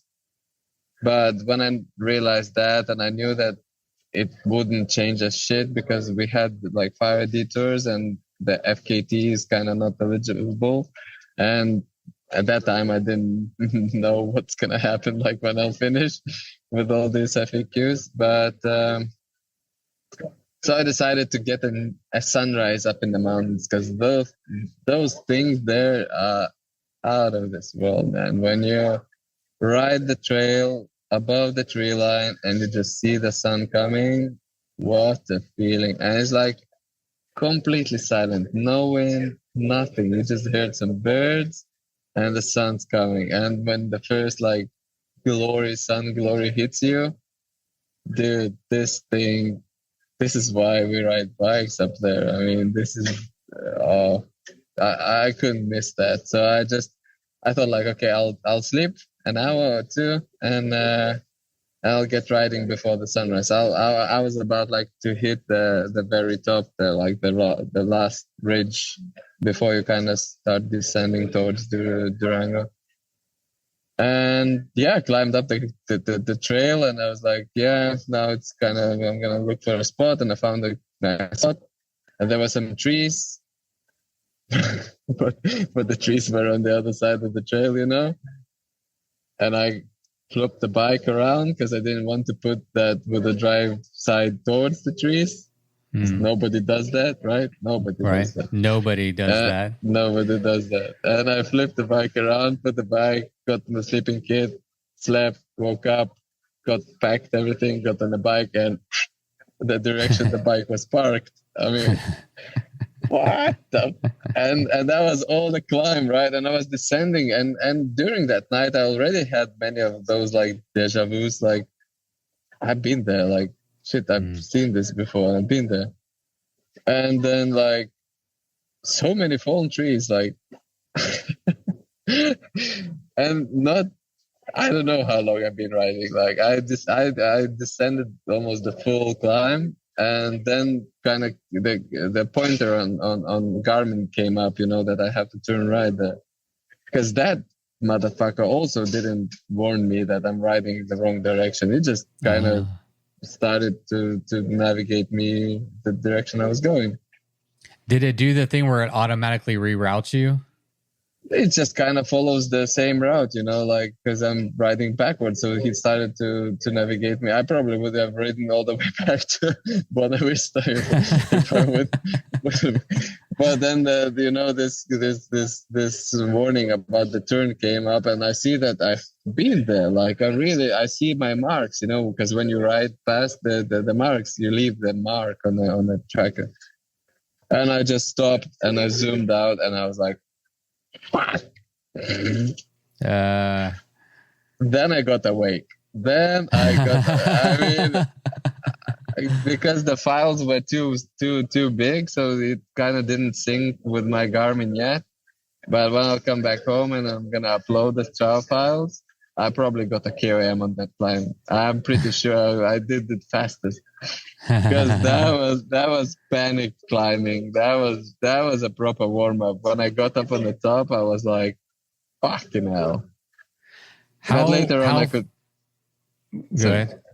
No. Later on, I could laugh about that. That was okay. Oh yeah. How far did you ride in the wrong direction, and what? Oh, you might not know this, but do you know what place you were at in the race when this happened? I was leaving. So that was last night. Oh, it was the last night. Yeah. I finished in the morning. Like I finished at noon, so probably could have cut another hour and a half from the time that I had. So how far back did you backtrack? It was all downhill. That's the worst. Oh my God. At least you didn't backtrack all the way back to Xavier. Yeah. That would have been your sign. That would be like, you are going wrong direction. No, you are going wrong direction. No, you are going wrong direction. Y'all would have been so confused.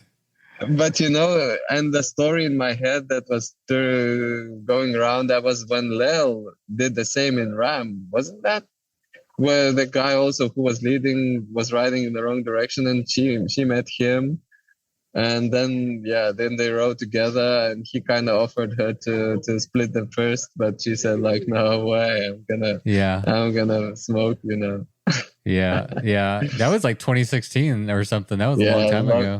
Yeah. But I just remember that story that has happened when the rider wakes up and rides the wrong direction and meets another rider. Yeah, that's so true. I completely forgot about that, but you're absolutely right. We talked about it on this podcast actually. So yeah, I remember that. Man, that's crazy. Okay, so that's all the things that went wrong, or did anything else go wrong? I wanted to talk about some of the things that went right because I mean, it's just crazy. All of the things, honestly, all the things, all the hurdles, all the things that happened. Some of them are your fault, some of them weren't, some of them blah, blah, blah. But no matter way you slice it, you overcame a broken rib, lights flying out of your stuff, broken wheel, weather, going the wrong direction. And you still finished first by 12 hours. I mean, it's just insane. Insane, man. Just to put another. Yeah, what else went wrong? front wheel is also broke. No way. Yeah, I was nursing it since Buena Vista as well, but I wouldn't brake hard on the descents. I would just let it roll, But it's because of its front wheel, so it's less tension on it. And you kind of don't apply same forces as you would with the drive, So it survived, but it's broke. Wow. It broke like cracked or what? No, this is why I chose the wrong wheels. I mean, it's nothing to do with the hunt wheels, and don't fucking try to blame them for this. But it's just like I chose XC wheels to ride on the gnarliest trail, not the gnarliest trail, but really demanding trail. So I should have actually taken aluminum ones and just had them, because it's like the trail is just really rough. So I think, but because the reason why the front wheel survived, it's because the tire didn't blew once. Like I didn't lost any pressure in the tire. So I think that the impact came from the stone rounding, they fly around and they hit the rim from the top. Yeah. So they kind of the crack is mostly aesthetical, or like the aero case, like the aero profile on the top of the rim. So it didn't damage so much of the structural rims.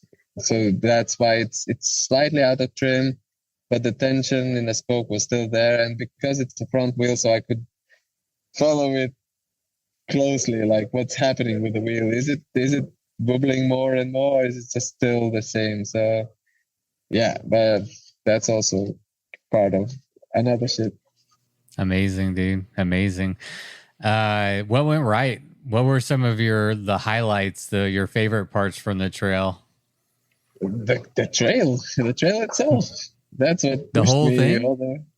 I mean, okay, I had low moments, like Sergeant's Mesa definitely was one of my highlights, but the rest, dude. I mean, I couldn't believe that how this can exist. Miles and miles and miles of the trail, like, and some of it is such a dream trail. You flow, you just into the corners, flowing between the trees, ramp up and down, small jumps, crests. Fucking amazing. It's like I was living a dream there. Yeah. You'll have to tell me how closely it compares to the AZT in terms of the technical and gnarly riding, because as you describe it, it sounds pretty similar. Like there's a ton of hike a bike. You said, it's like I'm just hiking with my bike. It's no different than a backpacker. I got all my stuff on my bike, and then the descents were just crazy. And I kept thinking, when I'm riding it, I can't believe they let us do this. It is so wild and so extreme. And I was just sending the downhills with reckless abandon. And lucky that I didn't break my bike. Well, I borrowed a bike. That was the thing I was scared of, is I borrowed a $10,000 bike from a guy to go race it or ride it. God. And I was so scared I was going to break his bike. But after pushing up hills, just pushing, I would just let it rip on the downhills and just hold on for dear life. Yeah, but it's very similar. But what I heard from people who've done both, they said that the AZT trail is younger trail, so it's kind of more rougher in sections. In Colorado trail, you get really smooth, silk smooth trail, but you just send it. Yeah. It sounds beautiful. It looks beautiful from the pictures and everything. I'd love to. I think this thing that scares me about the Colorado Trail is the elevation more than anything. 13,000 feet. I mean, that's the highest point, over 13,000 feet. You know. Yeah, and the average is above 10,000. So how did you manage the elevation? Because you don't live you live pretty close to sea level, don't you? Yeah, like maybe 1,000, bit above 1,000 feet. So it's nothing. But I think Tour Divide kind of did a good preparation for it. We were above in certain amounts of time. Yeah, and I train. so if I lose a bit of a capacity, a bit of a power, so I don't lose all of it. So it's still some left, and what was left was enough. Clearly.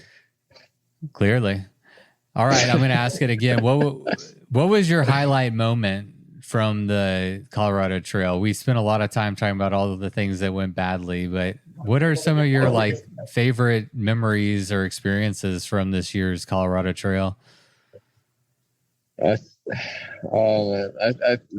sunrises, and especially the sunrise when I was reaching the highest point. There's lots of hike a bike, but then you ride on some amazing the mountain range in the latter part of the trail. That mountain range is so beautiful. And then you see the valleys that are filled with clouds, and you're above everything. That must be that.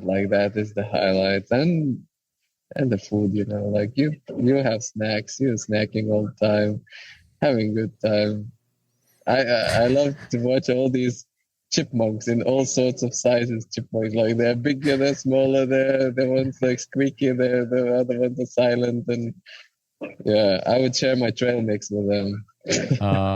I love chipmunks, but I do have to push back. I wouldn't recommend feeding the wildlife, but that's just me. I would put trail mix into my mouth, but not everything would hit the mouth. Some it was spilling out. Yeah. No, man, that section is you have to make sure that you have the food before you start feeding others. Yeah. Yeah, but I love the chipmunks though, riding around chipmunks, and they're just scattering across the trail and running up trees and barking at you and stuff. I love the chipmunks. How did you fuel your ride? What were you eating? I don't know, so from Tour Divide, so the trail mix is my kind of go-to, but I pimp up my trail mix. So I add dates, I add more dried fruits just to kind of increase the calories, because they are dried, so they're a bit lighter, but they still provide lots of calories. I couldn't find so much half and half as I wanted, because that was my fuel in Tour Divide. So there was I probably had one coffee in Silverton. That's it. No more coffees. And so that was a bit low. Or kind of you would want more. But yeah, so all sorts of pastries. I love cake. So cake is glory, and I would have lots of it in various forms. Those bar Snickers, you have to have some of them too. What's your favorite cake? Since you love the cake, what's your favorite cake? I love it has to be easy packable. So banana bread is very one that I like to pack with me. But in the shops you can find those Danish. It's called Danish. They have single packs, and I think one cake, because you love to write the calories in big and bold numbers. So I think one cake is 400 or something. So that's kind of good amount of calories per gram. And so I would have lots of those, bars, trail mix, what else? Oh yeah, and I would put M&Ms and stuff to increase also, or have something different in the trail mix. And M&Ms doesn't melt that well, or doesn't melt in sun. So that was also a good thing to have. Yeah, I love M&Ms. That's one of my go-to. Peanut M&Ms. I usually throw it in a trail mix. I just make a trail mix and throw a lot of peanut M&Ms in there. Yes, but and pickles. Like the first day, especially when I sweat a lot and I wasn't feeling myself, so pickles. Those single pickles in the shops, man, they are something different. Like I love them. Yeah, we put special stuff in there. What about like, do you take caffeine pills or anything like for staying awake? I had some, yeah. But since I drink and I would have like Mountain Dew, like I found out that one has quite a lot of caffeine. Okay. But as Zuba once said, like it's better not to cheat your body, because if you kind of go past the limit, or like if you are living on caffeine and you are still awake just because of it, and the effect, and you kind of reach the max saturation of it, you can fall asleep like without the notice on a bike, and that's dangerous, I think. And I'm not very good, and I know a lot of riders who manage to kind of cut off coffee a week or two before the races, and they have the full effect. I don't want to live my life miserably, so I drink coffee all the way before the races, and that's why I'm gonna drink some. And that's why I don't get the full effect of those any longer. So I kind of just carry on as I do. So on the last episode, we had talked about your lack of planning, and you kind of lean into more of the adventure side of it, which I think is cool. I mean, it's something I'll tell you a race idea that I had. I don't know if I really want to put this out on the internet, because I think this is a really good idea. Okay. But I actually own the domain for it and everything. The race would be called Coordinates Only. And the idea is like, I would just tell you where and when to show up and give you an idea of about how long it's going to take you, what kind of supplies you need, but you don't know anything about the route itself, no pictures, no map until you get there, right? And the whole idea for that concept is to lean into the adventure of it, because with all the information that we have now, you can do Google Street View on parts. You can watch YouTube videos. You can look at all the pictures and listen to podcasts. And there's so much information that it can detract from what is an adventure sport, and I'm out there. That's a big, motivation for me is the actual adventure of it. I don't even remember what my question was now. No. So but you started about planning and the lack of planning. Yeah, and then that's what it was. Yeah. Yeah. So, I mean, did you go into the same one with like your trademark, no planning and just rode by feel? I mean, it's pretty clear that I showed up with the wrong tires. I should never ever use 2.2s and race Kings, which is like gravel tires in the trail. So yeah, it's like stupid mistakes. I mean, it was very adventurous race. I mean, from the things you mentioned, like Tour Divide, for example, the second Tour Divide was like smooth sailing, like more or less. And here I kind of got back to my element where shit happened. All sorts of shit was happening, and I just needed to find a way how to fix and get out. Yeah, and you did. You did. How do you feel about your performance and your accomplishment on this year's Colorado Trail? I mean, when you think about it, how do you reflect on that experience? It was fun. I mean, so I could be very hard on myself and blame myself for not doing the proper homework and not reading enough of everything. But in general, I'm happy. Like I was like when we were opening that hard, and Javier would go away right away from me. And there was another American, Jess. He's a very strong guy. He was riding like crazy.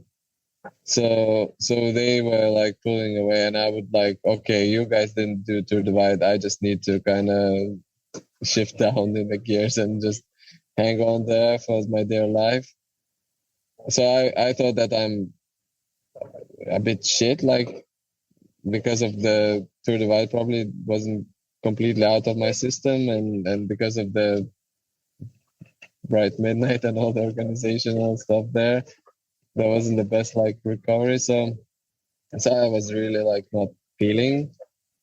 But later on, I would get in the rhythm, and especially after like that wheel change, and when I would turn on the back mode and would kind of enjoy more and accept that this is a hiking race where I have my bike with me, I would love it. I just went into the flow. Yeah. I mean, what do you think about how you overcame so many obstacles and also, I mean, finished in first with a 12-hour gap? I mean, that speaks to your toughness and your athleticism, I feel like. Yeah. Thank you. I mean, yeah, what can I say? Like, yeah, it went well. I can't say anything else. Like, it's a tough mental battle. Like, but that's kind of what I'm not bad at. Like, I can handle those mental setbacks and start again and again and again. Well, now I mean, you just got a crash course, pun intended, on the Colorado Trail Race. So do you think that you'll be back? I mean, you mentioned having a chip on your shoulder and something to prove at AZT, but what about Colorado Trail? Do you have any desire to go back and lay out a clean run? And especially taking all the knowledge that you've learned, not just the rules, but everything that you learn, from equipment to mindset to everything, you know? So since Colorado Trail is being done both ways, right? There's southbound and northbound, or they don't call it south or north, they call it east and west, right? So I was riding down some downhills and I was wondering how is it to climb them up.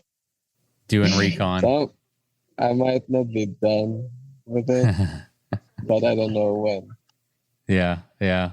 It's hard. I'm impressed that you were able to even get back so quickly. I was actually meaning to ask you earlier, but how did that conversation go with your work? You're like, so I know I just got back.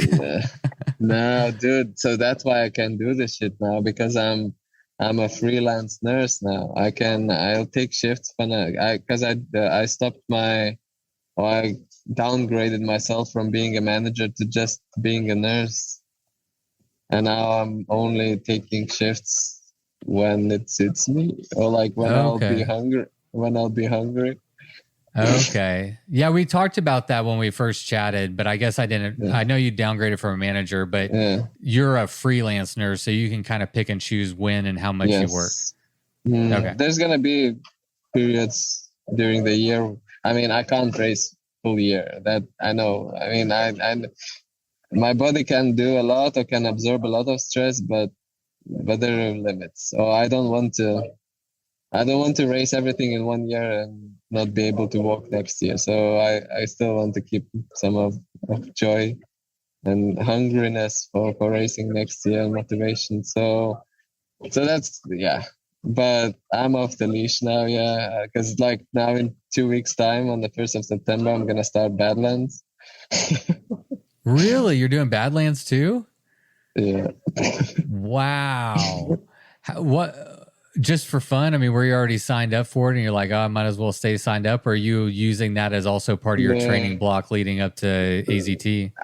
I want to test, because everybody talks about this altitude camps, right? And I never had one. And now I've spent like almost 1.5 weeks up in altitude, and some of those were racing.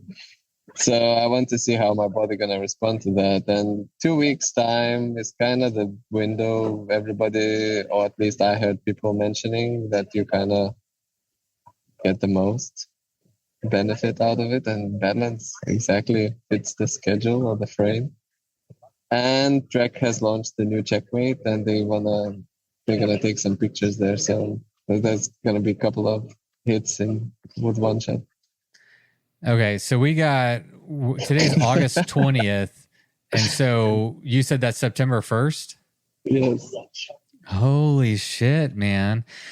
I'm hoping to get Uba on the podcast because he decided to end his Colorado Trail early, and I think mental fatigue had a lot to do with that.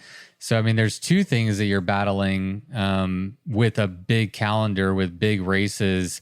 It's not just the physical, like, can my body do it? Can my body recover? Can I get trained up and get my gear ready? But also the mental side of staying that mentally competitive for an entire year. How are you managing it all so far?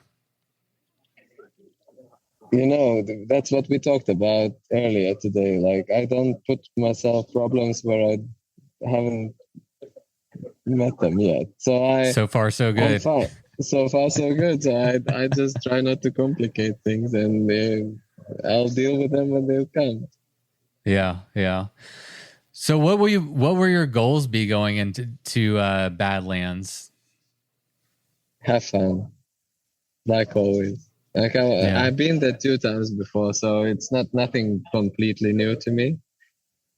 It's more like I'm going there out of curiosity to see what my body can, or how it's gonna respond to altitude, and maybe I'll meet the wall and I'll be not able to ride my bike properly, and I'll just gonna ride around and enjoy it. Yeah. Are you prioritizing the Triple Crown over everything else, or are you just taking it one race at a time and just doing your best? I took one race at a time. Like, I don't have anything prepared for Arizona. I know the people have special backpacks and all the other stuff. I have nothing, neither of that. So I'll have to start looking at that, and I'll probably need to go to the gym to lift some weights to prepare for the hike. Yeah, I need to start hiking as well. Yeah. Sounds like a good idea.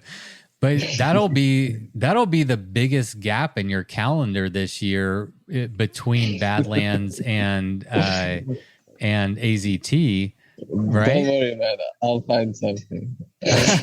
I'm not worried. I was thinking you could use that time to get in the gym and make a backpack and everything else. But that's true. Like, I probably not gonna put anything there in between now. I'll try to calm down a bit. Yeah. Well, I mean, you do whatever you want to. I know I would calm down, but I also wouldn't sign up for the Triple Crown, and I also wouldn't throw Badlands in there. So we're different humans. We're different versions of the same species. No, but I mean, these chances doesn't come often. Like, how else could I? Like, it would be waste of time just to smash KOMs or some local loops with this, if it's gonna be the form of my life, for example. It might be not, but it might be. So I just want to try. Yeah. I'm wondering, you've been having some amazing results. Do you ever have any goals or thoughts about what you want your legacy in this sport to be? I'm riding the wave, man. I'm enjoying it. Yeah. Not thinking too much about the future, and just like, appreciating everything that comes, like all these small things, all these small talks, all the podcasts I'm invited to, and this is amazing. As I told you, I'm incredibly lucky to get to experience this and to be there where I am. Well, I think I can speak for the community that we appreciate what you bring to the sport, to the races, to social media, to the podcast. I mean, you are an absolute pleasure. You're a joy, and I am, for one, very grateful that you're part of the community, and you do it with such panache, such grace, and a smile on your face, and I think it's a beautiful thing, and I'm excited that we get a chance to talk to you. I'm excited that we get to watch your dot, and I think you're a real example of like a real leader in this space, man. I really do. So I don't want to put too much pressure on you, but I think you're amazing, Justinas. I love you, man. I think you're just a wonderful human, and I'm glad you're a part of this community. Likewise, man. I really appreciate your input and that you're doing this, what you're doing. And not everybody needs to race. Remember this: adventure's out of your door. So just get on a bike, ride the goddamn bike. Ride your goddamn bike. I mean, listen, somebody has to sit back and record the podcast, you know? Like if I was out racing all the time, I wouldn't have time to talk to anybody. So no. I made my peace with it a long time ago. You know, it's like, it's hard to talk to, you know, some of the most elite racers in this sport and not feel that itch to be like, oh, I want to go out there. And, you know, I dabble in it a little bit, but I'm very at peace. I like to go ride my damn bike. I like to be in the nature. I like to push myself. I like to have an adventure. And I like what you said earlier. Like, I just like to ride bikes, man. That's what it really comes down to. And I think that's the one thing, no matter what controversy might go on about rules and mishaps and stuff like that, the one thing that we can all fully get behind is that we just like to ride our bikes. And some of us like to do it for a really long way. Amen. Amen. Amen. Well, anything else you wanted to cover before we wrap up this chat? I'll probably need to get in my flight. Like I need to check in my bike so that it would reach the final destination. Yeah, please do. Yeah, we didn't say it, but I think you're stuck in Iceland right now, right? Well, not stuck, but just on a layover. On a layover, but it's you helped me a lot to push a couple of hours. So Thank you for that. And Chris Burkard did it. Huh? Oh, go ahead. No, Chris. Yeah, but he was camping with his family on the other side of the island, so he kind of wanted to come in and give me a hug, but we'll do that next time. Yeah, sounds good. Well, thank you, Justinas. It's been a pleasure, and no matter what the time says, congratulations on an absolute fucking fantastic race. It was fun to watch. It was exciting, and I mean, you showed up and showed out, man, in a big way. That was impressive. No matter what the finish time is, it was just really impressive, and I'm stoked for you. Love you, man. Thank you. Thank you so much. Love you too. For having me. All right. Well, all right. On to the next, buddy. On to the next one. Upwards and onwards. Over and out. Talk to you later. All right, everybody. That's it for today. Big thanks goes to Justinas for coming on today's episode and chatting about the Colorado Trail Race. He showed great sportsmanship, I think, across the board.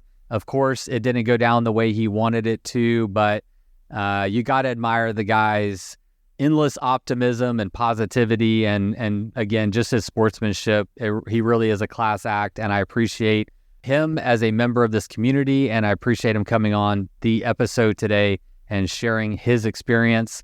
And thank you for tuning into today's episode. If you enjoyed it, please consider supporting the show. A great way to do that is through Patreon.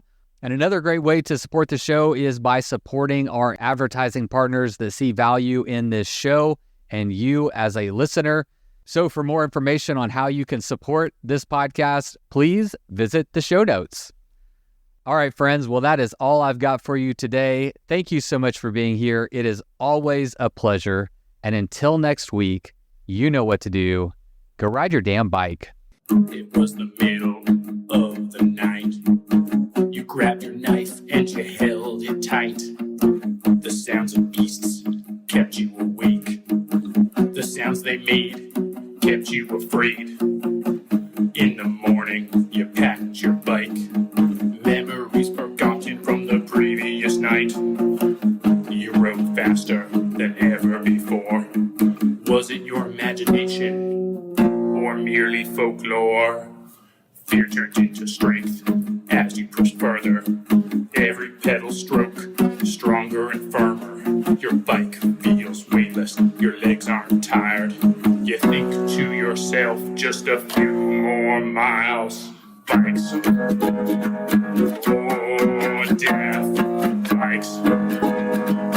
Oh, death.